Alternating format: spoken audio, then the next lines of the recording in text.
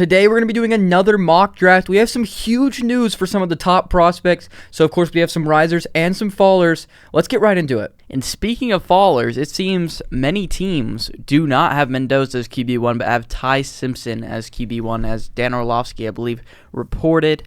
I think 12 of 15 or something had Simpson higher, which is very surprising since I haven't heard anyone else talk about Simpson possibly going before Mendoza. Yeah, and I mean, obviously he's not going before Mendoza. The Raiders seem to really like Mendoza. But we usually tend to skip over Mendoza in these conversations that we have with mock drafts. We've done plenty of these up to this point. If you haven't seen those, make sure you go check them out. But it feels like there's actually somewhat of a conversation here now. Like, it was like, if Mendoza does not go one, the whole world might be ending. Like, it was that set in stone. But now it's like, well, there are a lot of teams that don't really love Mendoza. You know, or there's a lot of teams that think Simpson's a better prospect.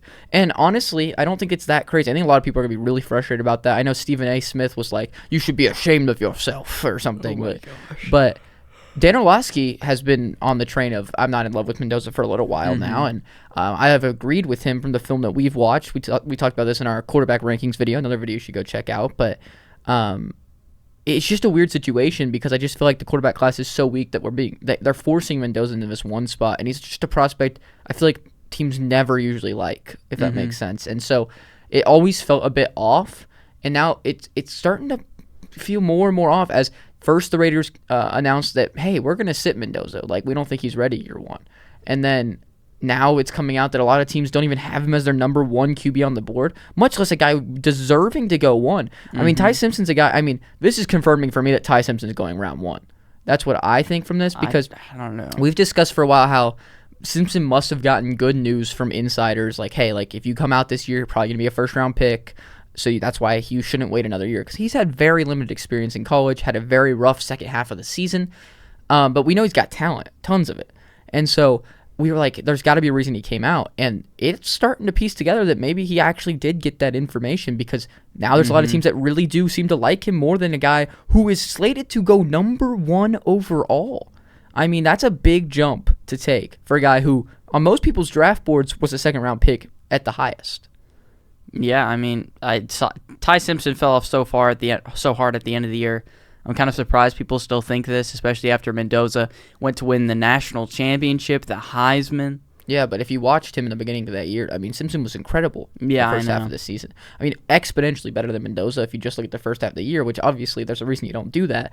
But you've seen the talent. It's there, and he was such a limited starter with a lot of holes on that Alabama roster. And a limited starter, those guys don't tend to work out in the NFL. I agree. He's like 14 career starts or something like that. But I think that we can all agree. I hope we can all agree. I think he's got a higher ceiling than Mendoza. I think the chances he hits his ceiling is much lower than Mendoza, but he has a higher ceiling. He's got more talent than Mendoza.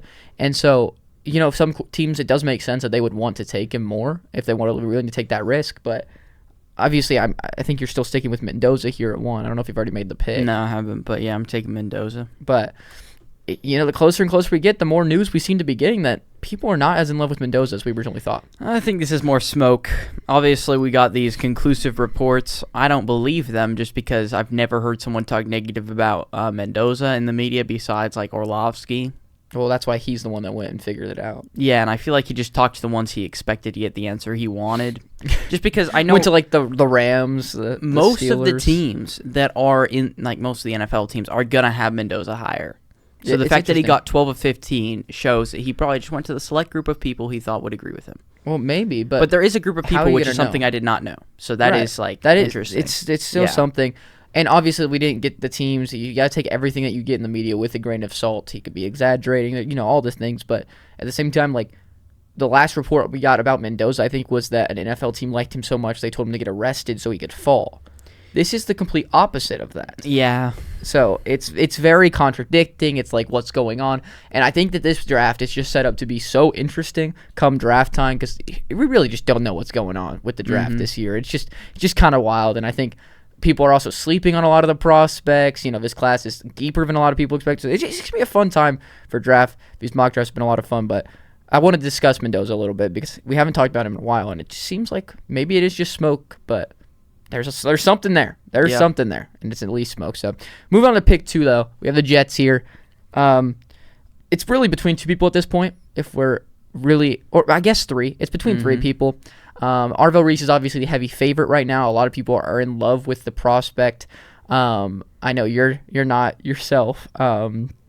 And I don't really see it completely. In my opinion, I feel like if you want a full athlete, like just a guy with such a high ceiling and athlete, obviously they play different positions, but I'd take Sonny Styles because I think he's got a ridiculous ceiling, but also a really high floor because he's also got like the mechanics of a linebacker. He knows what he's doing while being just a ridiculous athlete, ridiculous build. Arvell Reese feels like he has just a very low floor for a number 2 overall pick, an extremely low floor with a very high ceiling, yes, but is that a player you take it to? I would say no, but obviously it looks like we are leaning towards him going in the top 3 bare minimum right now. We do take Arvell Reese usually, so I'm probably going to switch it up to Sonny Styles or David Bailey being the other option. I think David Bailey is one of those guys, I've discussed this before, where I really think he can just go anywhere in the top 10, obviously besides 1, but like he can go anywhere from 2 to 9, and I just like wouldn't be that surprised. And even lower, honestly, like he could make it to 11, 12. So it's pretty crazy, his situation right now. But I could really see the Jets liking a player like him. So I think it's between those two guys. Who do I want to call me crazy. I'm going to go Sonny Styles here. I think that he's just too good of a prospect to pass up on. Obviously, Arvell Reese is the favorite. I'm not saying he's not, but I don't want to do the same thing every single time, and I don't know if we've even taken Sonny Styles here yet. Yeah, it's because you're not. Most teams, I'd assume, every team would not consider taking an off-ball linebacker at 2. Well, they are. Arvell Reese. Yeah, but he's not. They think he's going to transfer to edge. That's what we assume. Or they think he's going to be a weapon. But why would you think that? Well, I know he's not playing linebacker. Otherwise, he wouldn't be a top. But Sonny Styles could be such a good linebacker that you could take him. I mean, in this class, I don't hate the pick. I just think it's not going to happen at all. Sonny Styles is a blue chip prospect. And okay. You don't like. Everyone thinks Arvell Reese is a blue chip prospect. Okay, well, I disagree with that. But if you have Sonny Styles, and obviously Jeremiah loves the other blue chip prospect. I think those are the only two. Caleb Downs' disrespect is wild. I forgot about Caleb Downs. That is so embarrassing. I actually forgot about Caleb Downs. Yes, there's 3 like blue. When we say blue chip, we mean generational, right? Like no, the term, or is that 2 different things? Blue chip. So there's a lot. I'm not more just throwing around generational every year. Well, I think there's a couple of generational prospects in this class. I don't think there's a single one. Jeremiah loves definitely generational. When was the last generational prospect? They called Travis Hunter generational, obviously. I mean, I guess, just because he's such a unique role. They called Genty generational. No one called him that. Yes, they did. Well, they shouldn't have, because that was obviously not. They called... Barkley was generational. That's the last generational Trevor Lawrence. He was. I didn't watch him, but I know everyone said he was like the best prospect since Andrew Luck, Peyton Manning. Caleb. I disagree, though. I never saw Trevor like that. He ran so much. Like an option offense at Clemson. Anyway, that's not the topic we're supposed to be talking about. But the running back, Jeremiah Love, is a generational prospect. Whoa. Caleb Downs. You liked him this Caleb much. Downs is a generational prospect. Those two are generational prospects. I didn't realize you liked them that much. Well, yeah, they're incredible prospects. Jeremiah Love's easily the best prospect we've seen since Barkley. And Bijan? No, he's better than Bijan. As a prospect, 100% he's better than Bijan. It's not even close. I'm taking Bijan.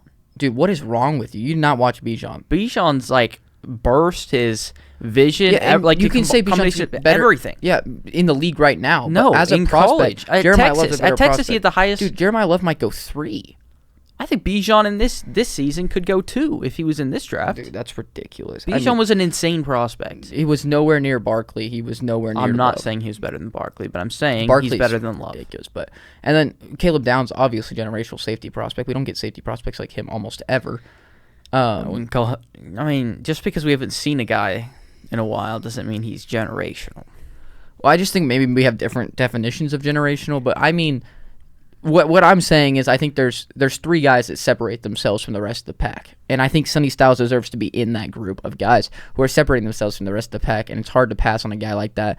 Love, I think, is a different scenario because you're obviously not taking running back when you're in a situation like the Jets, so even though he's such a phenomenal prospect, teams might pass on him, but we have seen teams do it anyway. The Giants took Barkley at 2 anyway, but obviously he's just a different breed. So maybe, but probably not going to happen. They also kept Brees, so just wouldn't make any sense.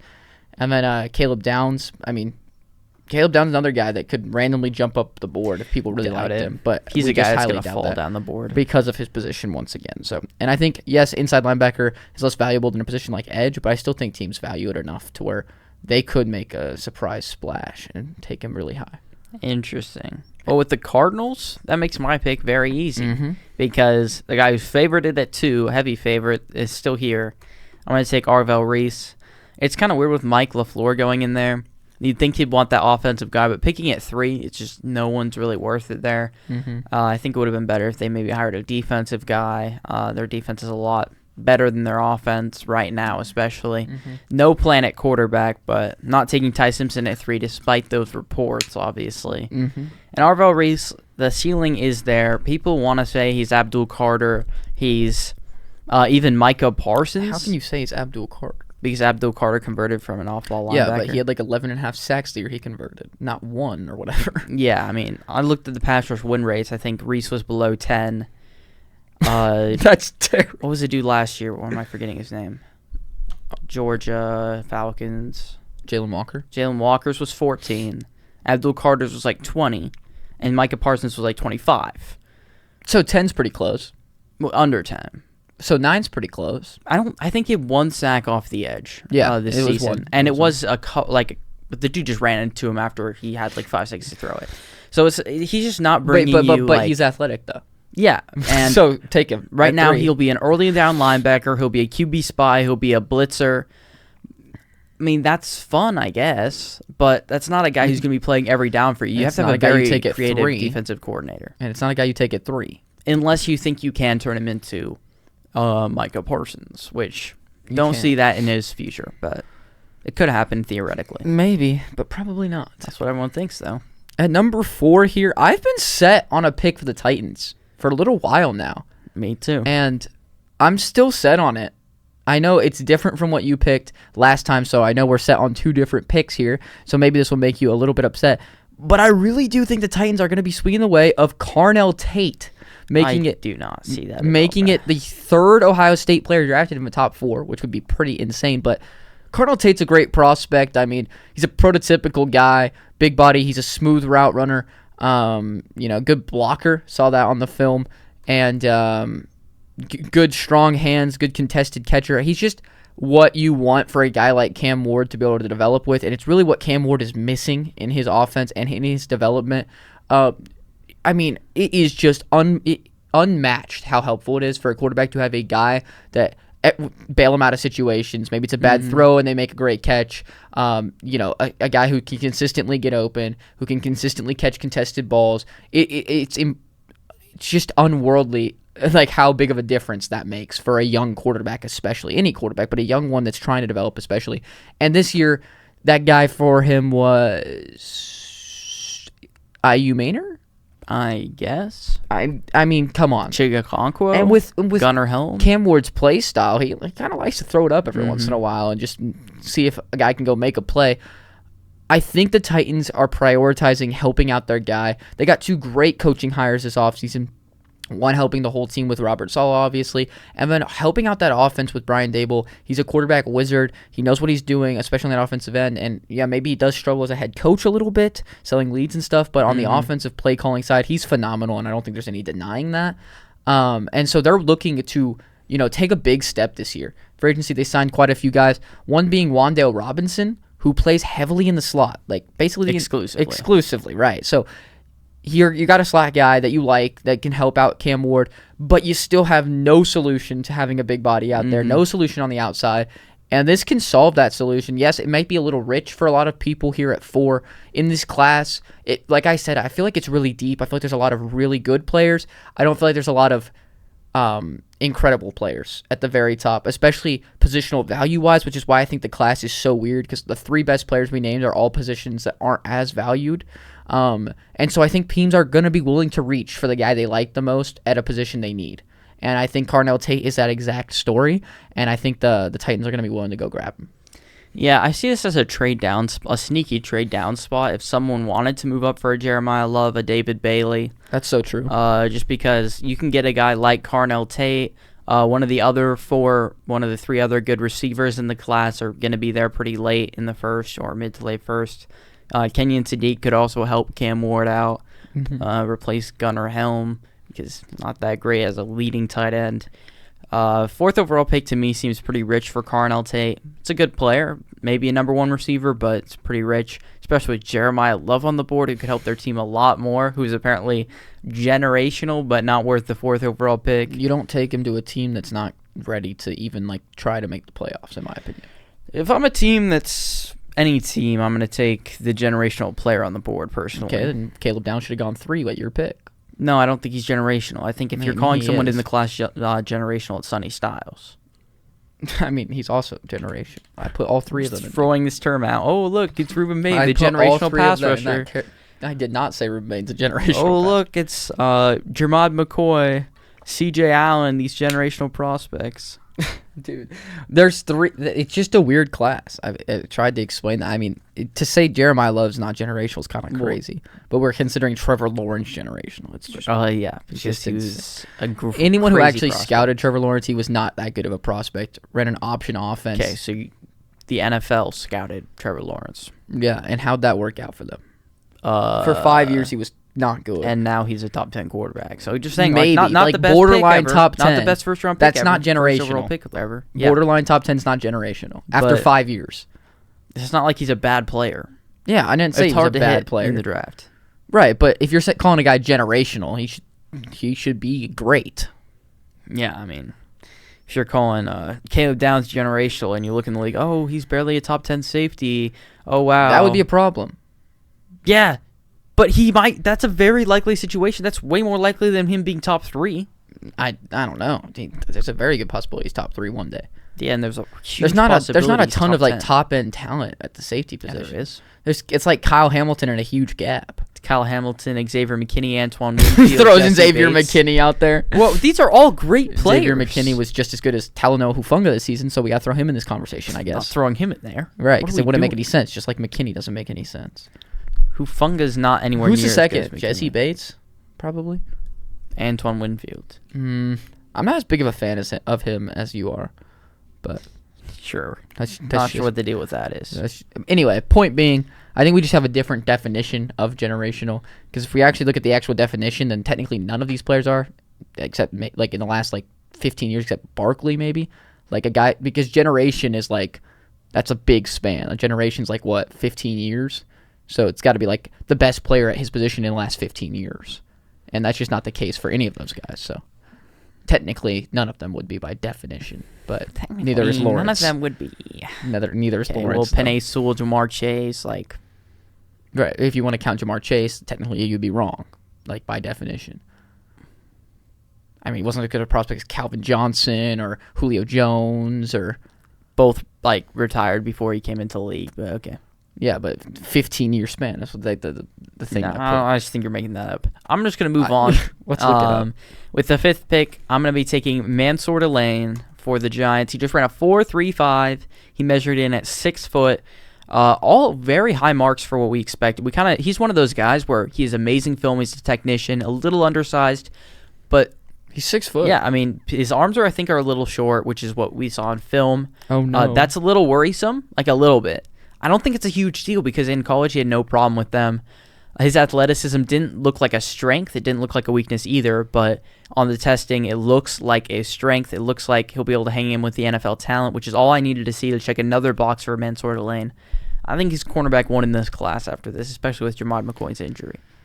I don't know if I can move him above McCoy. I love McCoy. McCoy, but man, he sounds like a perfect prospect on paper. Obviously not completely perfect. He's not a generational guy or anything, which, by the way, look that up. It's 20 to 30 years is a generation, so. Well, that's not what the term means. Well, that's what I'm saying by definition. So, that's why we have your definition is 5 to 6 players every year are generational. I have 3 in one class, and that means 5 to 6 every year. The least talented class we've seen recently. Which I just disagree with. I don't. That was my point. Well, I strongly disagree with it. So, but we say this every year. Oh, this class sucks. Oh, this rookie class was really good. Next year's gonna suck. Every single freaking year. But back to Mansoor Delane, on paper, it looks like an incredible prospect. Like you said, added the athleticism to the boxes that are already checked off, which is just, great coverage skills, great in man and zone. And he is 6 foot. He hits the 6 foot threshold, so he's not like too undersized. He does only weigh 190, but I don't think that's that big of a problem. Like you said, the arms a little bit, so maybe he'll struggle in press, especially early on. But you don't need to be that great at press to be an elite corner in this league. So I mean, it makes sense for the Giants to want to like fill up a hole. Their corners were just awful last season, and you hope a lot of them can improve, maybe with some new coaching and stuff, a new scheme. Because we know some of them are talented, like Paulson and Debo. I think is a very talented DB. Had a bad year. Those sorts of guys. I mean, obviously you're giving up. I don't even. Is Banks even on the team anymore? Yeah, but obviously you're giving up on him. He's at this not point. a part of your plan. You hope he's right. good. You're giving up on him at this point. Cordell Flott's gone, right? And I'm forgetting one. What's his name? Drew Phillips. You're hoping he can go back to what was more of a rookie. Not sensation, but like rookie great season, and no, he's generational too. Like what? Rookie sensation. That's not generational. Top 5 corner as a rookie. No. So he was a good rookie though, and had a big step back this season. So obviously you want those guys to improve, but getting a guy in there who you can be confident can be your number one is a big help. So. Yeah. Browns at 6 here.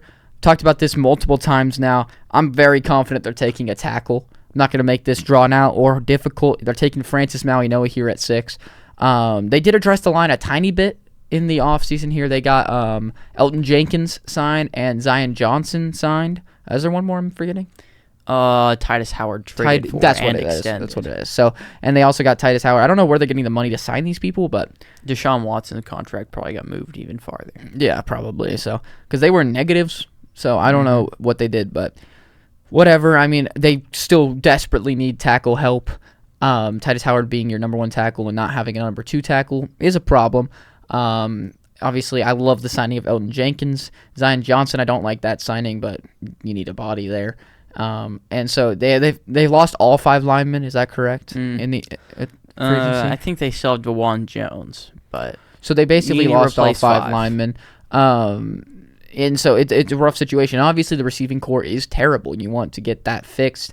Having only Jerry Jeudy, basically, and a bunch of and a bag of chips, basically. I mean, you got Cedric Tillman, but he was horrible last season. And Jerry Jeudy glaze is crazy. You're differentiating him from the rest of their room. I mean, he's definitely the best one by about a mile, and that's really sad. Oh, Isaiah Bond hate will not be tolerated. You're the one that hates Isaiah Bond.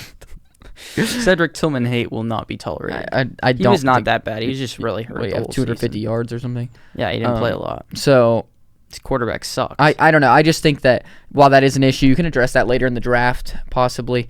Maybe even just take another lineman though in the first round pick that they have. But I think you have to take the guy you can be pretty confident is going to be a good starter in this league at 6 here. Yeah, I mean, obviously, as I've said, getting a young guy in there to develop, that's really helpful. They still need more linemen, so, I mean, that free agency, they signed 2 30-year-olds and like a 26-year-old who's not that good. I mean, he was on the Chargers interior. We saw that. Cedric Tillman played 13 games this season. Yeah, he basically was hurt in like 8 of those games. Oh, okay. Playing through multiple ACL tears. One on both leg. One on each leg, I mean. All right, 7. Who you got to the Commanders? I'm going to be taking a generational prospects here to help out the Commanders. I'm going to be taking Jeremiyah Love. That's not. I was literally about to click Caleb Downs. Why would I take Caleb Downs? I mean, they could also use him. They can also use the other generational player. I mean, they could. But Jeremiyah Love's going to help this offense. It's going to be so good, honestly, next year, especially if they can add a number 2 next to Terry McLaurin. So they got Terry McLaurin, Jaden Daniels, Jeremiyah Love, Chikakonkwo. No, but that trio, that's a really good trio there. One of the better trios in the league, maybe. They might get like 2 games with all 3 of them on the field. Okay. Terry McLaurin really struggled with injuries last season, could not stay on the field. Jaden Daniels basically didn't play last season, and they were all different injuries every single time he came out. We knew Jaden Daniels was going to struggle with injuries a lot coming into his career, so we'll see. But they seem to want to go all in. They signed Odafe Oweh to a $25 million contract. I'll keep bringing that up because I just think it's ridiculous. Not all their other contracts are really good, but let's bring up the one that's not good. I'm just saying I think they're trying to go all in because they went to the NFC Championship a couple years ago, so I think they're going to I don't want to say make the mistake, but they're going to make the mistake of going all in and not be able to get there. And Eventually, they have to rebuild and all that good stuff. But Jeremiyah Love, or running back in general, feels like a Commanders pick here at 7 after seeing that they want to go all in. Yeah, I mean, when you want to go all in, you want to take a generational prospect. Not sure why you're like soft hating on this pick. No, I think it makes sense for their mindset. I just think the Commanders aren't as good in a good of a situation as they think they are. But of course, moving to 8 here for the Saints. This is an interesting pick. This is a weird pick to make. We've talked about plenty of things for the Saints, every possibility in the book, basically. Their secondary is really struggling right now, specifically at number 1 corner. They lost Dillon Taylor, who's apparently a $20 million a year guy, and their number 1 corner is Kool-Aid McKinstry. Who's their number 2? It was that one dude. Oh, yes, him. He's really good. Sure. No, I'm joking. But their corners are a problem. It's as simple as that. Their corners are a problem. But, they don't have as many holes as you would think the Saints would have everywhere else. I think we've taken David Bailey here before you have, just to develop. I really liked that pick. It really makes sense to develop. And he's still on the board here, so I could go with that. I want to look at corner, but it's like, do I want to take Jerod McCoy at 8? Feels a little high for where he seems to be projected to go. I've seen him go all the way as far as 29, so that'd be a little crazy. Makes it more difficult. Caleb Downs can play a lot of slot corner, but their safeties, they have quite a deep safety room, I think. And so you can really just move him everywhere, so it still wouldn't, I don't know. This is tough. I think I am going to go Downs. I'm going to go Downs just because even though they do have a deep safety room, I think he's a generational guy, and I think a lot of these other teams are going to think he's a generational guy. He can play anywhere on the field, which another aspect that is generational about him, just the versatility that he has, the prototypicalness that he has is just unmatched, and I think he'll be a great addition to this defense. Yeah, I mean, if you really think he's a generational player, I don't know why you thought so hard about that one. Yeah, it feels weird taking at a position that they already have like 3 players they like. Yeah, well, what else do they need? DT, linebacker, receiver. Oh, I guess they signed ETN. Tight end. It's actually HN. Oh, yeah, sorry, Travis Etienne. Bro really wanted to be like HN. People couldn't pronounce it, so I made up a fake name. What is that? And then my little brother took my name as well. That's crazy. I don't really understand what the deal with that is, but I guess that pretty solid picks there. Pick's easy for you. Yeah, so I would take David Bailey because, I mean, he's supposed to go higher, but Chiefs fans apparently are obsessed with Ruben Bain. I want to make sure that they like me. They hate Spencer because last time he did not take them. The corners, like right now they could take McCoy. I mean, Caleb Downs is off the board, so they could take McCoy, and that's basically it right here. And their argument is, we can take a better corner later, even though the edges are also pretty solid later. But, I mean, you don't get a player like Ruben Bain, obviously, at 29. So, got crazy bend, crazy power, and you don't get a player crazy like production. You don't get a player like Ruben Bain at 9 a lot of the time. Yeah, most of the time you don't. The fact that he's falling is ridiculous, and I'm pissed off about it because the Chiefs are actually going to get him, and that makes me upset. I don't get why he's falling. Who cares about his freaking short arms? Dude, just go watch. Someone just go look up that video. You talking about the bend? Go look up the video of him bending around on the drills or whatever. Dude, it looks like his ankle should be in half. I mean, I don't even understand how that's physically possible. Looks insane. He's a great player. Proved that in the playoffs especially. Was lights out in the playoffs. Made NFL caliber tackles look like children. It was awesome to watch. So, great pick for the Chiefs. Terrible pick for me. Moving on to 10. Very easy. Once again, not going to waste anyone's time. This is David Bailey. If he's here at 10, the Bengals are not thinking twice. We might just get him, pick his in right away because they need help on defense. Edge is the most important position on defense, most valuable position on defense, especially in the eyes of NFL GMs. Your edges suck. You just lost Trey Hendrickson. Took Shamar Stewart last year. I mean, obviously they're going to hope that he can still work out, but he doesn't look good. We never really thought he was going to be good. Mm-hmm. And he's big. He's a big boy who can, stop the run a little bit. David Bailey's the opposite of that. He's a small boy who likes to rush the passer. Maybe that can try and complement each other a little bit. He feels like what the Bengals are looking for. They just need that pass rush help right now. So David Bailey is it's a great pick for them, I think. Yeah, I mean, I definitely like that. I don't even know who their second best edge is on their team. Joseph. Oh, no, he their got third signed. best, I meant. Miles Murphy is second. If you're putting Shamar Stewart at first. Yeah, who's third? That's what I was asking. Who else do they have? I honestly have no idea. Because they lost Osai, right? Mm-hmm. Yeah, I think they're going to take an edge. And they got a lot of young guys. I really hope they take Couple Keldric Faulk. It'd be so funny. Dude, imagine edge room of Miles Murphy, Keldric Faulk, and Shamar Stewart. Bro, that they just would never learn their lesson. Dude, top tier edge group of all time, bro. Dude, that'd be so funny. That'd be so embarrassing for them. Dude, but you can't tell me it wouldn't be the funniest thing of all time. Like, It'd be like almost as funny as them taking like Makai Lemon. no, it'd be funnier. Well, it'd be better if they took Makai Lemon, but obviously it'd be pretty funny. it would be funny. Dude, Joe Burrow would just have like the most ridiculous set of weapons of all time. And not have time to get the ball to them. All right, who you got at 11 for the Dolphins? I'm going to take a weird one here. Okay. Just because they have so many needs. And the need I don't see anyone talking about is tight end. Interesting. I'm going to be taking Kenyon Sadiq. Just guess. Well, who is their number one tight end right now? Waller's gone. Whew. Keep talking about this pick and let me think, because I feel like I can get this. I mean, a big part of why I'm taking this is because who they have starting, but they just barely signed him. Oh, then I'm not going to get it. I was thinking of like who they had. Yeah, near and dear to your heart. Did they sign Jonnu? Greg Dolch. Wait, what? Dulcich? Yeah, why did I say it like that? Dolch. Oh, that was so weird. Greg Dulcich. Signed last year. Yeah, but they brought him back. Oh, okay. Just now. $2 million a year or something, and he's their tight end one. Greg Dulcich getting opportunities. Broncos legend Greg Dulcich. I don't want him to get opportunities, so that's why I took Kenyon City. He is not good. Yeah, because he compliments Greg Dulcich really well. I don't care. Who's blocking? I don't. Someone else. They don't Cut have Greg Dulcich. They don't have blocking. Cut Greg Dulcich. Their then. line's bad enough. You need a tight end that can block. Don't care.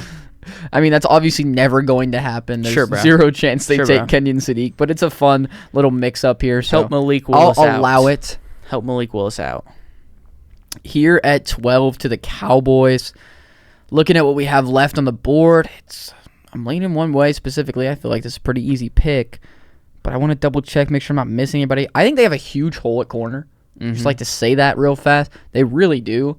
And I think there's a very good possibility that they would take Jerod McCoy with this pick if they like him. But I don't really know what to do with Jerod McCoy right now. I don't know if he's going to perform at his pro day yet. Hopefully he does for his sake. But if he doesn't, he's going to fall even further. I don't know how skeptical these people are going to be about this injury thing. I mean, Will Johnson last season fell to like middle of a second round for an injury we didn't even hear about before the draft. So imagine this guy who hasn't played in over a year. I mean, he could fall quite a bit. He has a very wide range of outcomes, and a guy I think is definitely going to go pretty high, maybe higher than he should, isn't a guy who really showed off at the Combine after having a great coverage season. That's Dillon Thieneman. They need a safety bad. Let's bring Dillon Thieneman in. Interesting. I think that they're one of the teams that's going to be heavily looking for a safety, and I feel like at 12 and 20, we always struggle with who to take for them, and I think with Thieneman rising more and more, it makes it easier and easier. And they always seem to reach on somebody. Like, they took Tyler Booker. Like, just you liked that pick at the time. I remember. I liked Tyler Booker. I liked Tyler Booker, and I think it was a fine pick. But Tyler Booker is a fine guard. It's just taking a guard that high is kind of weird. Yeah, I mean, taking Dillon Thieneman this high is kind of weird. Yeah. Second safety off the board in the top 12. Be pretty crazy. Yeah, I mean, everyone's so worried about taking Caleb Downs too high, but we're shoving Dillon Thieneman right up behind him. Yeah, it makes no sense. I don't understand. Everybody's taking Thieneman super high now, though. Mm-hmm. I think I've seen him to the Rams a couple times. Rip the Vikings. You should be happy about this. All right, with the Rams here, since we are not doing trades, I know you probably are like, oh, take Ty Simpson since everyone likes him. I'm just going to take Makai Lemon because that's who they're going to take in the draft. Yeah, I mean, because he's the best receiver in the draft, and he fits your receiver need, and you have no other needs. If we're being completely honest, they're probably trading back. Yeah, and I would agree with that. Just to accumulate a little bit more capital that you traded away. And they need... They traded away 4 picks for and they Trent can still get a McDuffie. great player, right? And they really don't have a hole at slot receiver. Obviously, this would be a huge upgrade, but it's not like a hole. Yeah, I mean, it kind of is. It is for their team because it's so good. Yeah, I mean, most teams, if you Ridiculous have team. Quintana Mumfield, you're trying to replace him. I've seen a couple, like I said just a second ago, Thieneman be here a couple times. Obviously, he's not here in this draft, so that's obviously not a conversation, but they don't really just have such limited options with how good of an offseason they're having. I heard they were trying to trade for A.J. Brown, which was kind of weird, which also I heard that they were trying to send Adams out in a different trade and bring Brown in, which I think is super strange, but yeah, I don't get that. Whatever. So, maybe they are trying to make some moves in that wide receiver room. It's really the only room left they have to move. Maybe a safety can be an upgrade. Like Thieneman, I think, would be a good pick for them. But it really just depends who's on the board here. The closer and closer we get, the more moves they make. Them after they got Trent McDuffie, I was on board with the Makai Lemon pick. I wasn't before because I just thought it didn't make any sense when you had, in my opinion, a really big need at corner. For how good the rest of the team was. And now you got a great corner in there, an elite corner in there at corner one. And like you said, they give up a lot of capital for that. You try to get some back. But if they're going to stick and pick, Makai Lemon's probably going to be that best option. I mean, you're just trying to jump on board before the train's left the station. But it's already gone. You're not welcome. I mean, sorry, bud. I changed my mind once something huge happened. I don't know why they would have taken him before. It would have been idiotic to pass on McCoy and take him. It wouldn't make any sense. Yeah, now McCoy's falling down the board, and you're like, oh, it's because of his injury. Not because, you're wrong about him. Yeah, well, I'm not. It's because of his injury bro. And because they don't need him anymore. Sure, bro. 14 to the Ravens here. Got some options. Taking a couple different players here. We've taken receivers a couple times. But for me, I mean, I'm going to take Vega because I know you were telling me about some reports saying some teams have him as a top 5 player in the class. Obviously, a guard, and we just talked about how it's kind of weird to take a guard a little bit higher. This is right around where Tyler Booker went. And Tyler Booker was nowhere near as good of a prospect as Vega. Vega is extremely well liked in the scouting community. Just exactly what you want to look for in a guard. And they had horrible guard play last season with Falele, who was one of the worst guards in the NFL last season. And they just lost Linderbaum. Obviously, he plays center, but that is some interior distress they're going to have after you just lost the second best center in the entire NFL. That's going to be a huge hole to fill. So getting a guy in there who can help the interior out a little bit, especially for a team that loves to run the football, loves to run the football, I think it's going to be too good to pass up. Yeah, I mean, you can get one of the biggest upgrades of the offseason from Falele to him. It says here that he allowed 1 QB hit over the past 2 seasons. Oh, my God. So that's insane. I mean, he does play guard, but that's still ridiculous. That's about 800 pass blocking snaps. Jeez, and he had 1 hit? Yep. Not even sack? No, he hasn't allowed a sack the last 2 years. Jeez, man. I mean, I see why people like him so much. I'm excited to look at him to see if he's actually all that. Yeah, but, I mean, teams really like him, so I would not be surprised to see him go fly up the board here. Yeah. 15. Dude, I this is turning into one of my least favorite picks to make. Yeah, that makes sense. Because they re-signed K-Dot and I can't get the free Kenyon Sadiq. C.J. Allen, Levante David after Levante David retired. Yeah, but take him all the way at 15. But they signed Alex Anzalone and they have Servatia Dennis. Ooh, the stud. He sucks. Huh? Jacob Rodriguez, he's gonna go here all the way at 15. Maybe a little early there.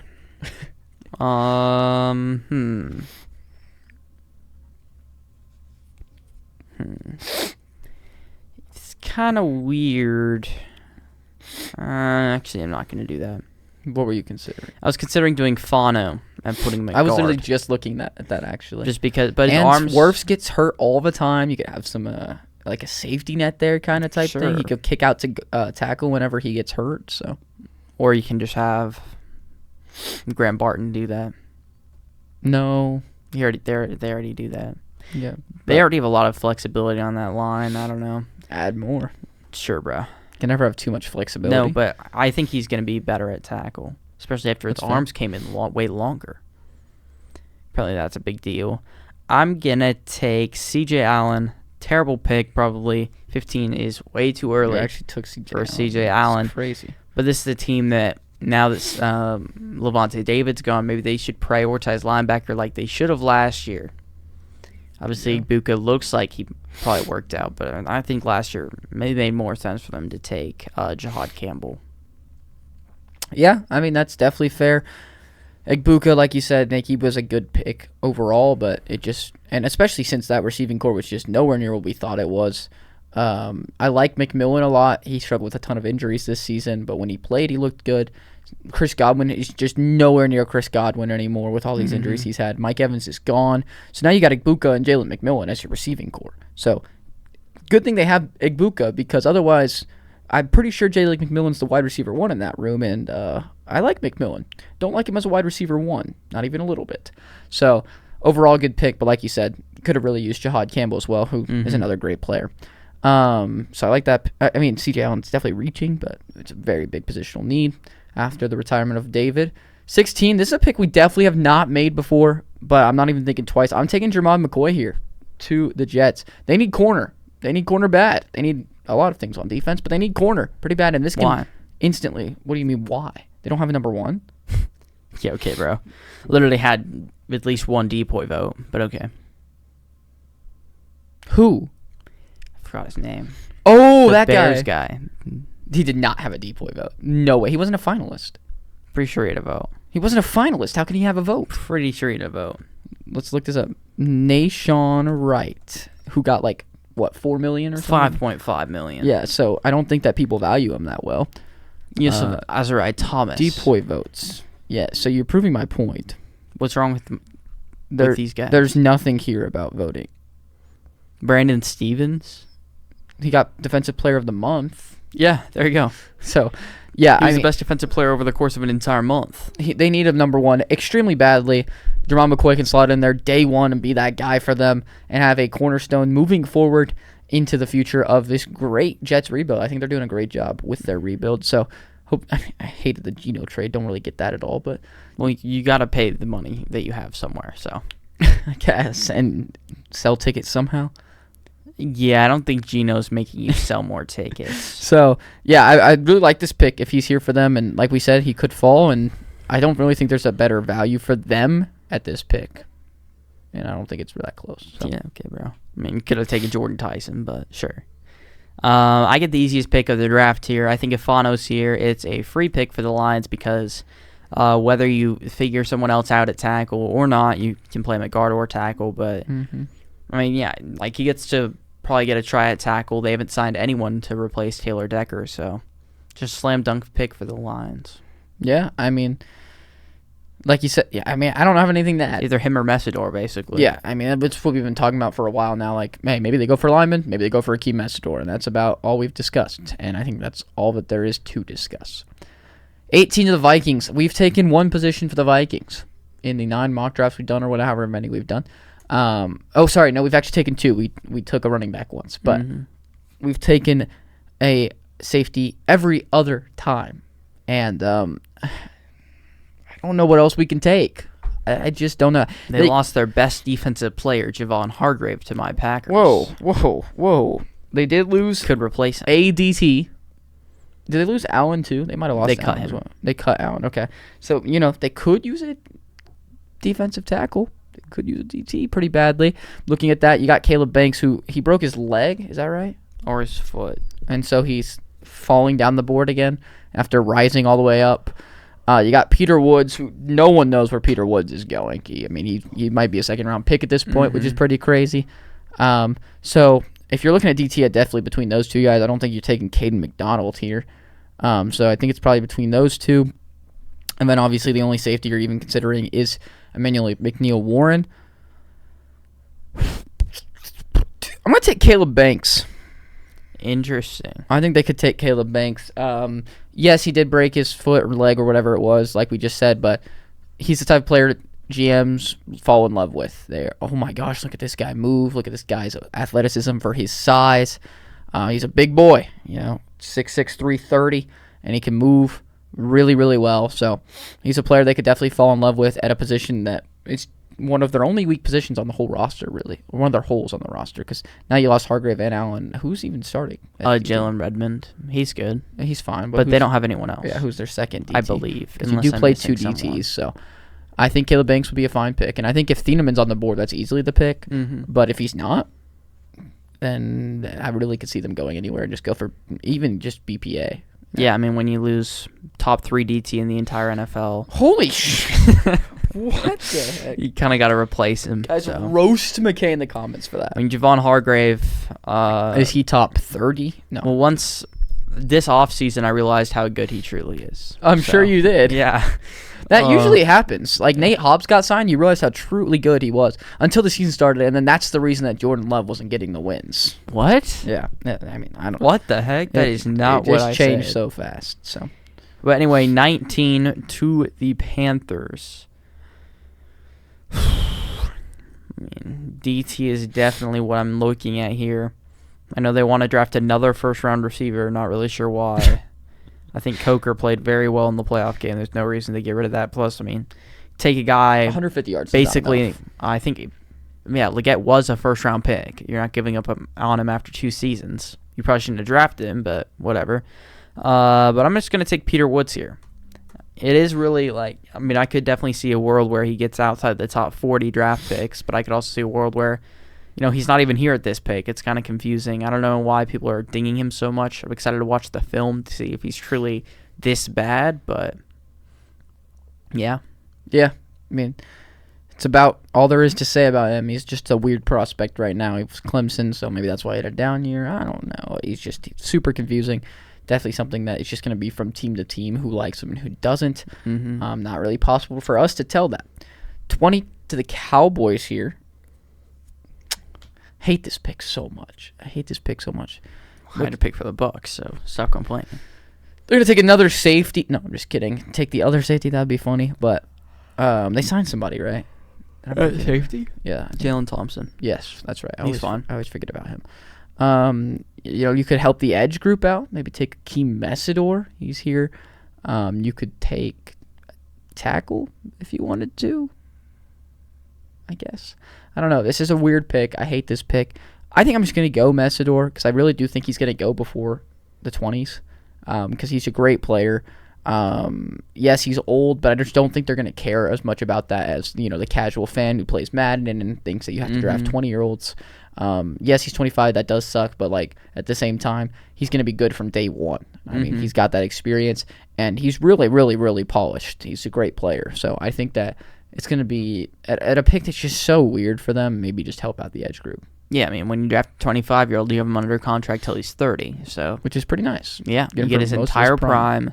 And then when you're 30, you basically get way less than how good you actually are. Rather than when you're 25, you kind of get paid for how good they hope you become. Right. So he's going to be pretty cheap. And like people that think he was not going to get any better just because he's 25, it's just wrong. He hasn't gotten to the NFL yet. And not to mention, like, you know, your best years are probably like 27, 28. So like he's got a couple years to develop still. Like he can be a great pass rusher in this league. Yeah, I mean, and he got way better this season. He went from 18 hurries to 50. And the year before that, he had 0. And a big help for Ruben Bain, obviously, being on the other side. But I think that I think this could work out for them. Yeah. You got Rashawn Gary on the other side, so. Oh. They really like Gary. Yeah, for some reason. I mean, Ezraki's way better. 21 to the Steelers.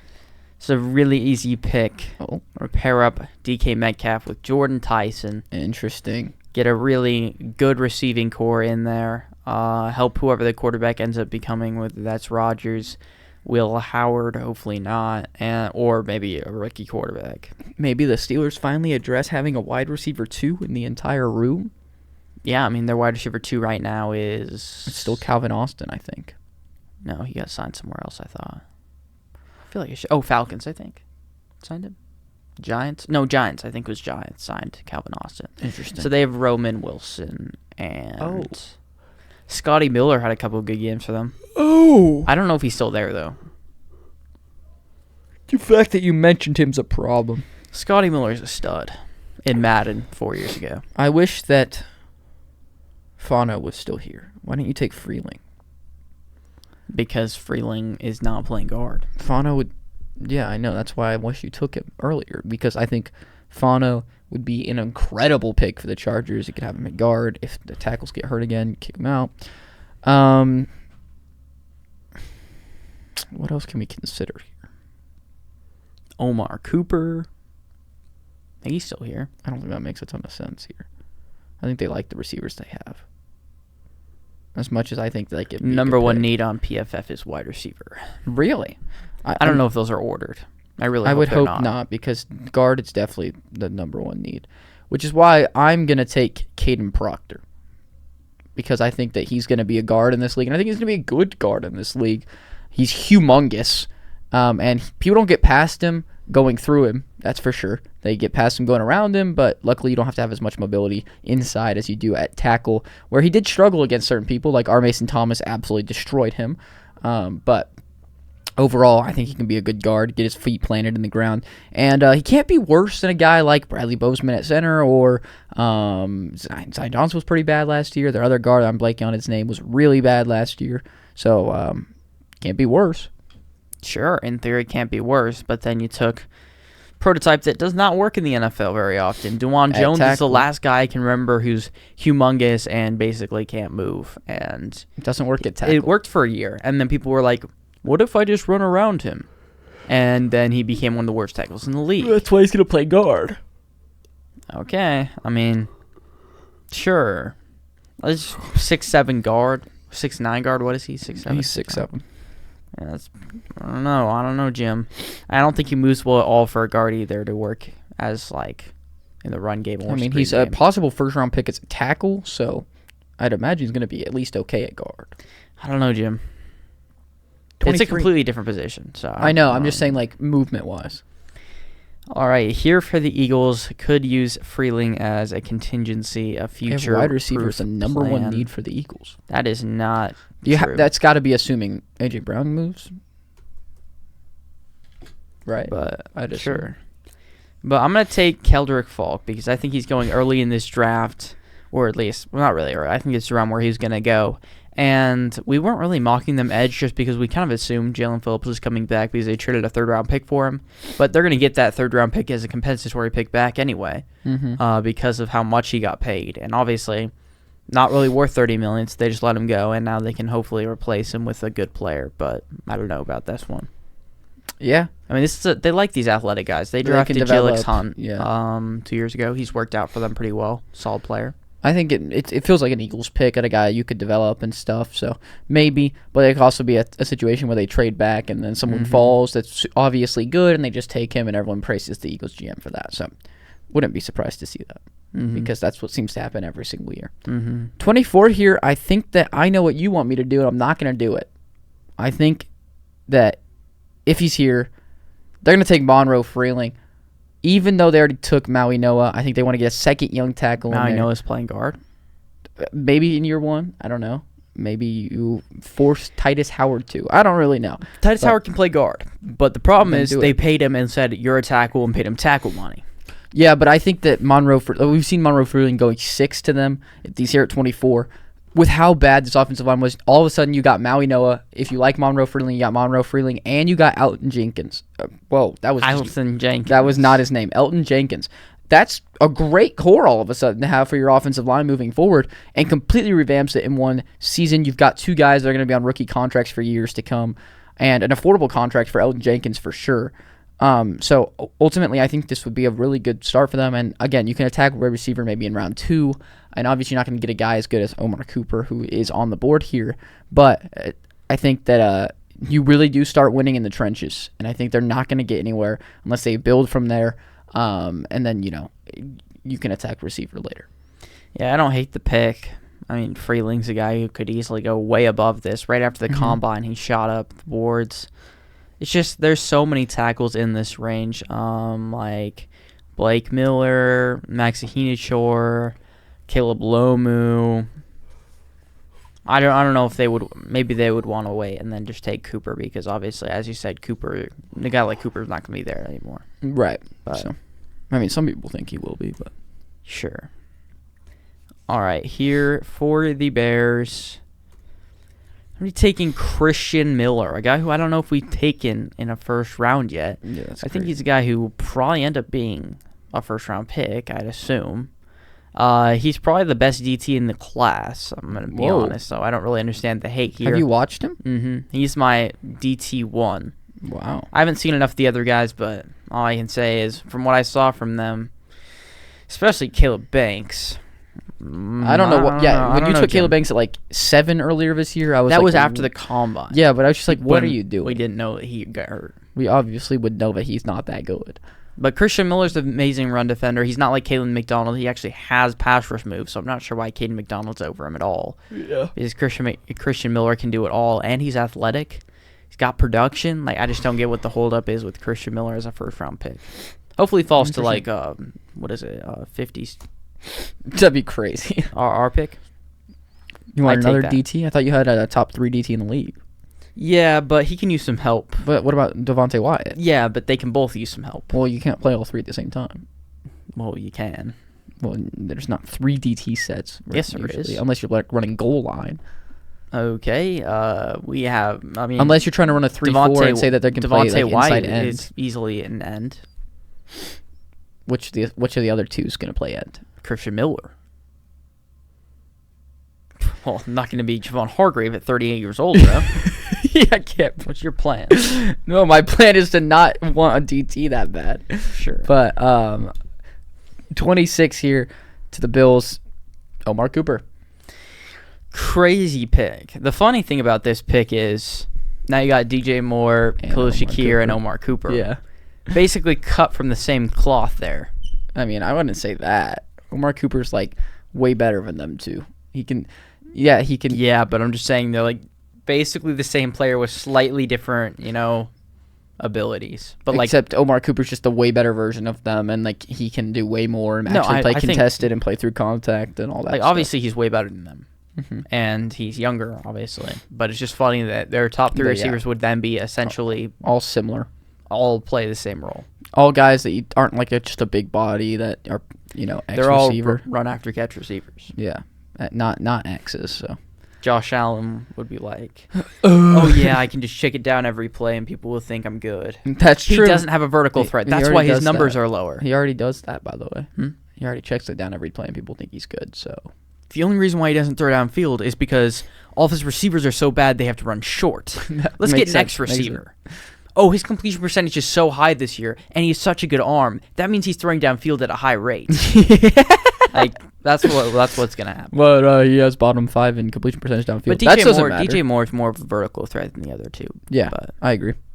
He's still like it's still an easy pick. Can't pass players. on him when you want a receiver so bad. Yeah, so. I mean, way better than the next guy up. 27 to the Niners. Trent Williams possible cut. Right? Who's their other tackle? I did see that. I don't remember. Fred Warner possibly trading. Yeah, that is not happening. To the Denver Broncos. Just kidding. Okay, I don't really know what their tackle situation is looking like, but I'm taking Max Ahinichor just in case, they might trade Trent Williams. I'm trying to remember who their other tackle is, but I feel like he's just one of those guys that has been playing well in their system. Like Mike McGlinchey. Yeah, but like better. But I don't know if he's the best player, but he's playing well for them. I don't think that's a huge deal. But Trent Williams is out the door. Max Ahinichor can take the role, take the reins. Well, the pick after that to the Texans is also going to be another tackle. Blake Miller's going to come off the board here. Interesting. They need tackle. Like they got rid of Titus Howard. Replace him with Braden Smith. Which is a good signing, but they still need tackle help. Where? On the other side. Bro does not trust their developmental tackle. Amarius Mims. No, wait. No. That is not the right guy. Shit, which one is it? We don't even remember his name. No, but he's help. He's solid. He's solid. They drafted him last year. I think that the Texans want offensive line help. Yeah, I feel like they need interior help more. They also do need interior help. Ariante Urser. You could take like Prednon or something. But I'm just going to go with Blake Miller here, and I think they just need to take line. Not sure who's playing guard out of those 3. But we'll see if that works out. All right, the Chiefs here, they took Ruben Bain, obviously. Phenomenal pick by me. I knew a corner would fall here. Take Emmanuel McNeil-Warren. So, wait. Place Brian Cook. That's a huge loss.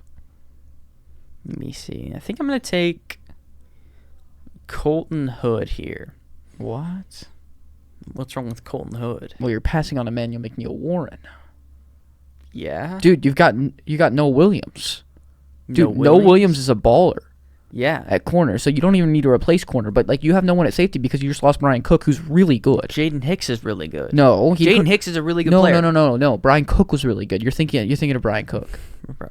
This is how you guys all sound. The rage bait is crazy. Yeah, it's ridiculous. No, Chamari Connor can just now play full-time safety. Okay, And then that's not a good Christian thing. Fulton into the slot. We can play Colton Hood and Noel Williams. Crazy cornerback duo. Chiefs are back. Holy Super Bowl. glaze. This is a Super Bowl draft. You're welcome. They improved by losing Brian Cook and could improve even more by getting Emmanuel McNeil-Warren in there, but probably didn't want to do that. So Jaden Hicks is a good player. They don't need corner. They don't need corner. All the Chiefs fans in our comments say they don't need corner, so that was a bad pick. Well, they do. And but they said they didn't. I don't think so. They don't need corner. I don't know about that one. 30 here to the Dolphins. Easy pick. Avian Terrell. Pretty easy. You get a developmental corner who could be incredible, and he's super young for a team that is nowhere near winning games. Not just competing, winning games. So you can get some hopeful franchise cornerstones there. You got this extra pick from the Broncos for getting rid of Jalen Waddle. So you're hoping you can turn it into a superstar one day, and this is a guy you can take a risk on. I think this is a perfect spot to take a risk on a guy like Avian Terrell because, yeah, he could bust, but he could also be a superstar. So I love it. I would love this pick for them. In a cornerback, what's crazy is that he'd be the best cornerback room day one, and the thing is that he's got a really low floor. Oh, for sure. He's unquestionably their best cornerback. Right, and he has a low floor. That's his doc. So the Dolphins, I think, would like him. Sure. I mean, I'd rather take a high floor corner. I have someone playing, but sure. Here for the Patriots, I am going to be taking Caleb Lomu. Yeah. Because I do not want to be playing Will Campbell at tackle Anymore. But if they really want to be stubborn about it, you have Morgan Moses, who is probably only going to play another year. He's like 35 at this point, so maybe give him a break and he can play guard for a season. And you can try to kick him back out to tackle for Will Campbell. I mean, yeah, if Will Campbell you just don't want playing. It's as simple as that. I mean, at tackle specifically, it's just as simple as that.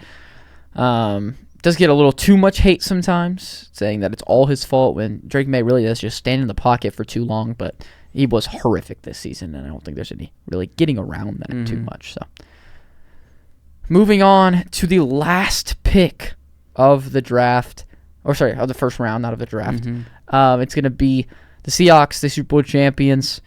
You got a couple options here. I think they're still planning to play Bradford, right? Yeah. This season. Why not? Because he's horrible. He's a stud.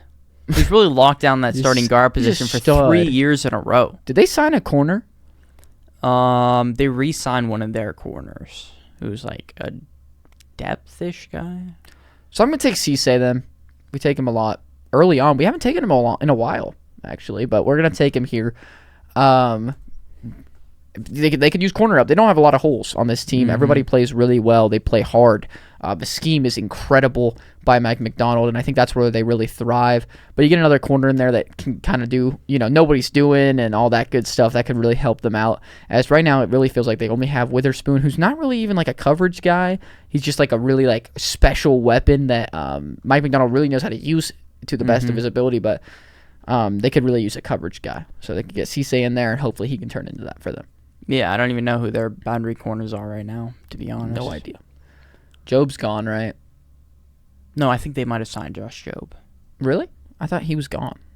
I think they signed him. Maybe. I don't know. I don't know. He's not the best, so. Yeah, so. Get a good perimeter corner in there to complement Witherspoon. But that is the end of our first-round mock draft here. Let us know in the comments what you would have changed.